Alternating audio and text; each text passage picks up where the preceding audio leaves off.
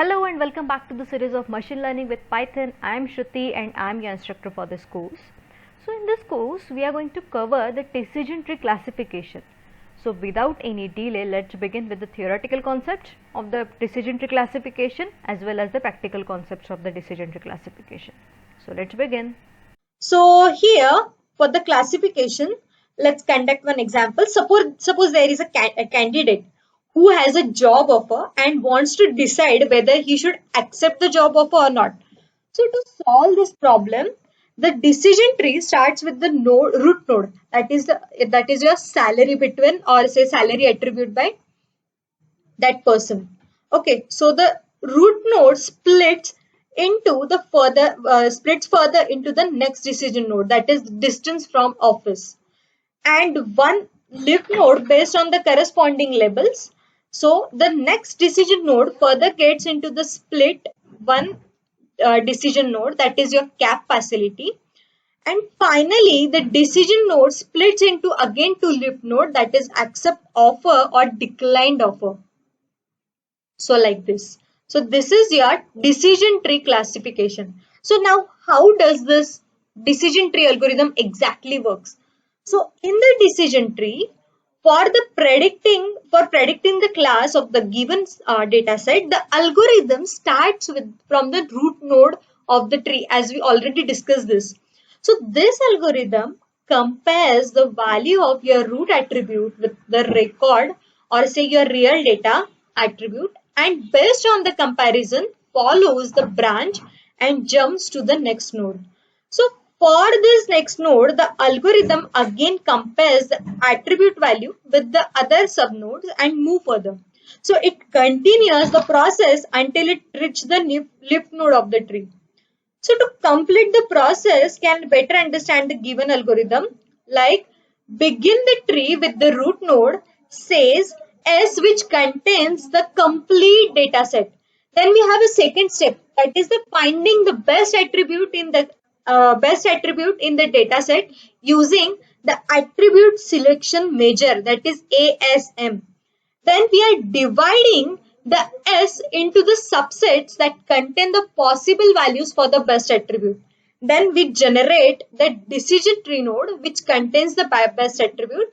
Then recursively make the decision tree using the subset of the data set created in this third stage, and continue this process until the stage is reached where you cannot further classify the nodes and call the final nodes as a leaf node. So already we discussed we cannot further split the leaf node.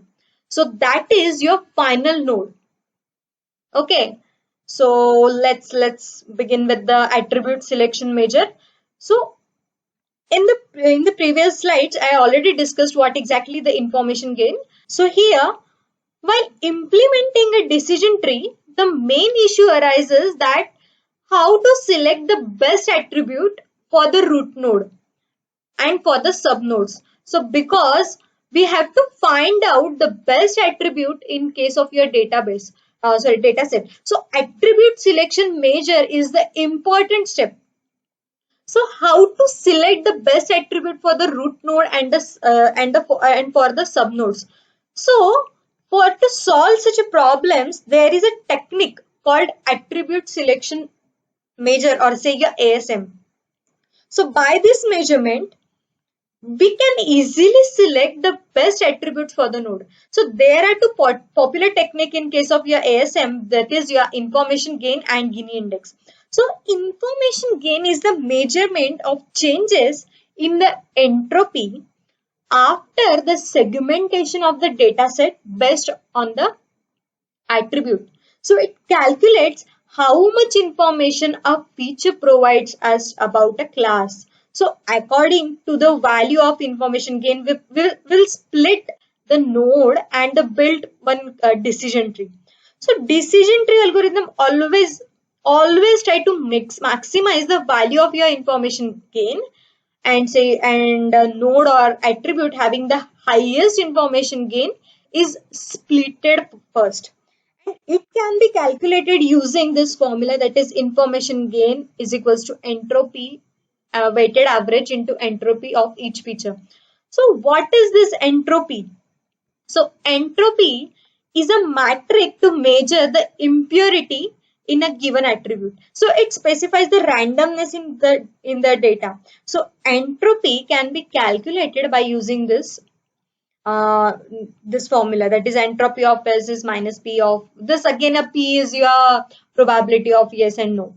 Okay, so where this S is the total number of samples, P of S, yes, is probability of yes, and P of no is probability of no. Then we have a Gini index, that is the another, or say another popular technique of your ASM. So Gini index is a measure of your impurity, or say it is a purity used while creating a decision tree. In case of your CART, that is your classification and regression tree algorithm, it is one of the algorithm used in case of your decision tree classification as well as regression. So an attribute with the low Gini index should be preferred as compared to high Gini index. So it only creates a binary splits, and the CART algorithm uses the Gini index to create a binary splits.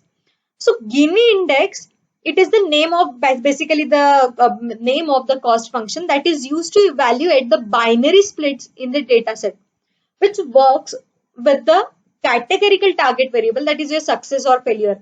So basically in case of your probability, you are calculating the success or failure. So higher the value of Gini index, higher the homogeneity. A perfect Gini index value is 0 and worst is 0.5 for two class problem. So we can calculate a Gini index by using the formula like this.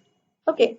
So let's get begin with this pruning. Pruning, what is pruning? So pruning is the process of deleting the unnecessary node from the tree in order to get optimal decision tree.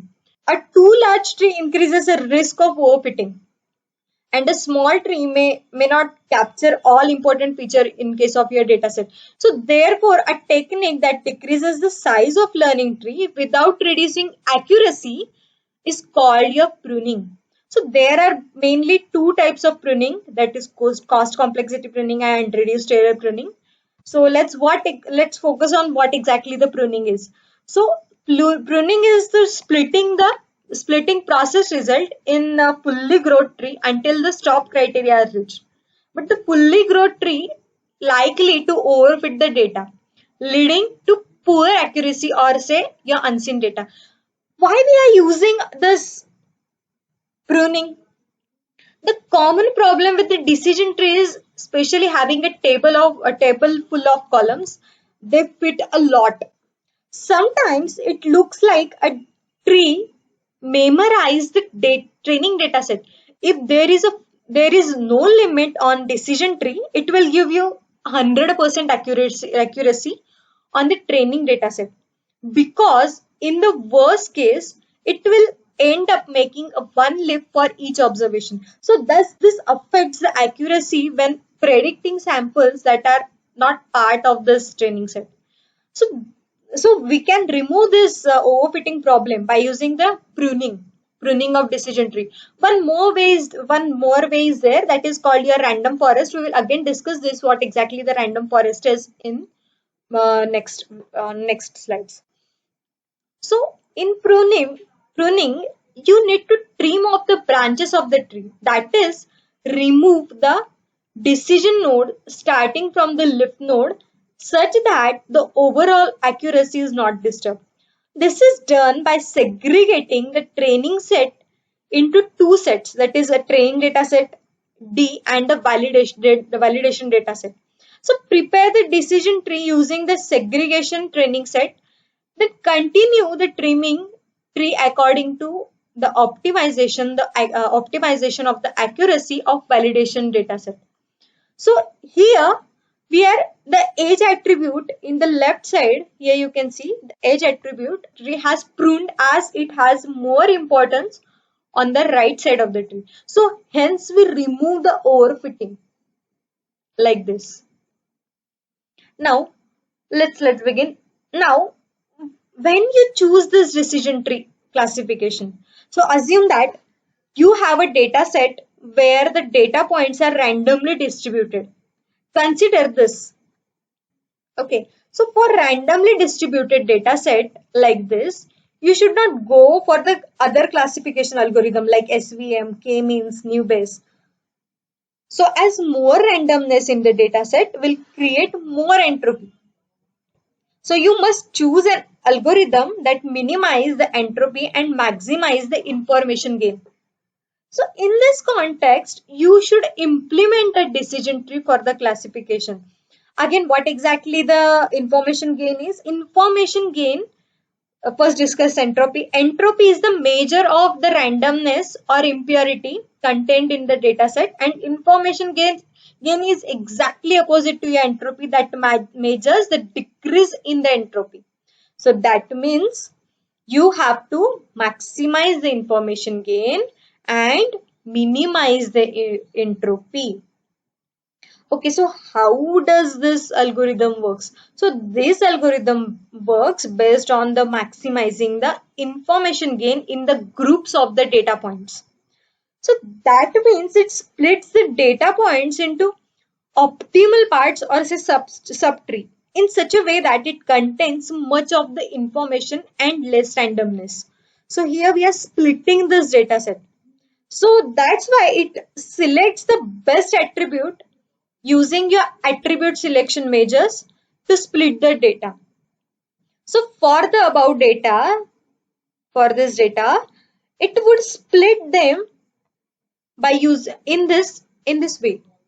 So here we split this data into four groups, that is split 1, split 2, split 3 and split 4, and we'll get splits into 5 different ways, that is like this. Then it makes the attribute decision node and breaks the data set into a smaller subset or subtree. So it repeats the process recursively for each child node until there is no more remaining attribute or no more instances to add the tree like this. So it will make the tree looks like this. Okay, so then to classify new data points, it will traverse the tree like this and try to match the data points of the decision node. If it reaches that node, it returns the lift node value for that data point. So it is quite simple method, but at the same time it lies in the foundation of some of the more modern and say powerful method of your machine learning. Okay, so now let's implement this algorithm of your decision tree classification in the Python. So for this task, we will use a data set called a social network advertisement. So here, this is a glimpse of your data set. So this is your data set which contains your user ID, gender, age, estimated salary and purchased. And we are expecting a graph looks like that. And here we will draw a confusion matrix. So let's import into your Python. Okay, now. And during this implementation, we'll again discuss what exactly your confusion matrix is. So the first step is again you're importing the libraries. So I have already implemented this. Again, I'm going to run this. Then the next step is import the data set, and the data set will be look like this, which contains your 400 rows and 5 columns. Then divide the attributes into the feature matrix and dependent variable vector. So here your this age and your estimated salary are your independent variables. So we'll put it into the feature matrix, and purchased column is a dependent variable vector. Okay, so we'll put this into the, we will put this here. So we'll create the feature matrix and dependent variable and independent variables vector like this. And now the next step is to split the data set into training and testing set. So here we will set the testing size as 25%. So we'll split the data set. Now the next step is again the feature scaling. So from the sklearn, we again import the pre-processing and import standard scalar, and we fit transform, and we'll again X train and Y train. Then after this feature scaling, now this time is to fit the model into the training set. For this, we'll import this decision tree classifier from your sklearn tree library. So here we have created a classifier object, that is your this classifier object, in which we passed two main parameters, that is your criteria is equals to entropy and random state equals to 0. So here in case of your decision tree regression, we here use a decision tree regressor. Again here we pass the parameter, that is random state equals to 0. So what is exactly this random state equals to 0? So random state equals to 0, that means it generates the random states. And what this criteria equals to entropy. So criteria is used to measure the quality of the split, which is calculated by your information gain given by your entropy. Okay, so that's why we are stating it is as a criteria equals to entropy. Okay, now again after this we'll get the output like this, that is criteria equals to entropy and random state equals to 0. And now we are predicting the training result. So training accuracy like this, and we are predicting the test result. So for that we have this ypred. So you can see y_pred. So we'll get this 11111. So here you can see the predict output and your real output here both are given. So we can clearly see that there are some value in which there is the prediction vector, which is different from your real vectors. So this is your prediction error. Okay, so we'll draw confusion matrix. Now let's discuss what exactly the confusion matrix is. So we have seen we have seen here that there were some incorrect predictions. Okay, so if we want to know the number of correct and incorrect predictions, we need to use a confusion matrix. Okay, now let's discuss what exactly your confusion matrix is. So your confusion matrix is the summary of the prediction result on the classification problem. That means your number of correct and incorrect predictions are summarized with the count values and broken down by each class. This is the key to your confusion matrix. So it shows you the way in which your classifier model is confused when it makes some predictions. So how to calculate this confusion matrix? So you have a data set which we have splitted into 25% as your this should be a testing data set. This should not be a training. So it was my error. So this should be a testing data set, not training. Okay. So you need a test data set or say a validation data set with expected outcome values. So from the expected outcome values, predictions countdown, that is number of predictions for each class and number of incorrect predictions for the each class organized by the class that was predicted. Okay, so here the prediction for each row in your test data set, that is it make a prediction for each row in case of your test data set. So from that expected outcome and predictions are counted.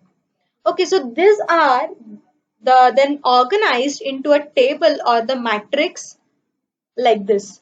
So here you can see the expected downside, that is each row of the matrix corresponds to a predicted class, and your predicted across the top. That means each column of the matrix corresponds to an actual class, that is your this. So what this predicted and your actual, okay, so the matrix basically divided into a two dimensions, that is your predicted value and say your actual value.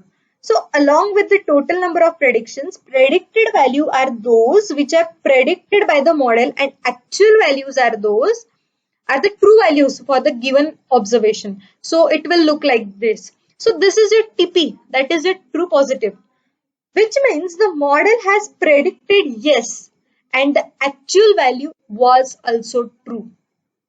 Okay, what is true negative? True negative, this true negative is a model has given a prediction number and prediction as no, and the real or say actual value was also no. That means your true negative. Then what is your false negative? False negative is the model has predicted no, that is 0, and your actual value was yes, that is positive 1. So in this case, that you caught a type 2 error. Then we have a false positive. False positive, that is model has predicted yes, that is positive, but your actual value was no, that is 0. So it is also called your type 1 error. So here let's consider one example. We have a test data set of 10 records. Here you can see with the expected outcome and set of predictions from our classification algorithm. So let's start off and calculate the classification accuracy for this set of predictions. Okay, so here we have a man, and which is our expected outcome, and predicted outcome is woman. Again, we have a man which is predicted as a man. Our expected outcome was woman and it is predicted woman. Again, man, it predicted as a man, and like this. Okay, so the algorithm made 7 of the 10 predictions correct with an accuracy. So how to calculate this accuracy? So to calculate the accuracy, we have a formula, that is total correct prediction of predictions upon total predictions made into 100. So out of which we are expecting a man and it predicted as a woman. We are expecting a man and it predicted as a man. So the correct the algorithm made 7 out of 10 correct 10 predictions correct. So 7 out of 10 into 100, that is we will get accuracy as 70%. So but what type of error were made? So let's turn out the result of into the confusion matrix. So first we must calculate the number of correct prediction for the each class. So here we can see man is classified as a man 3 times. That is, this man is classified as a man 1, 2 and 3. So man is classified as man 3. Now let me change the color. Okay, so woman is classified woman, that means yeah 4 times 1, 2, 3, 4. Okay, now we calculate the number of incorrect predictions for each class organized by the predicted value. So man classified as woman is for the 2 times. Man is classified as woman 1 and man is classified for the woman 2. And woman classified for the man is for the 1 time. That is this. So we can arrange these values into your 2-class confusion matrix like this. So here you can see, so here we have a man is classified man as a 3 and woman is classified as a woman as a 4 and woman classified as a man 2. Sorry, man classified as a woman 2 and woman classified as a man is 1. So you can calculate the accuracy by using this formula, that is Tp plus Tn upon total of this Tp plus Fn plus Fp plus Fn plus Tn. You can also calculate the error rate. Okay, by using this formula Fp plus Fn plus Tp plus Tn. Okay, then you can calculate the precision and recall and Fn score by using this. So we draw a confusion matrix here. So let's just run the code. So now we have come to the most exciting part, that is the visualization. Yeah, both the training as well as your testing result. So we'll visualize this and we will get the training result, and here you will get the testing result like this. So though the decision tree algorithm is good for your classification of your random data, so it is sensitive to your noisy data and it has a tendency to overfit the data. So even if the small variances in the data can result in different decision trees. So it is recommended to balance the data set before fitting the algorithm to your data set. So these are the concepts of machine learning with Python. I hope you are enjoying the videos. Please keep learning, enjoy learning, and please do not forget to press the like button, share with your friends and subscribe the channel. Thank you.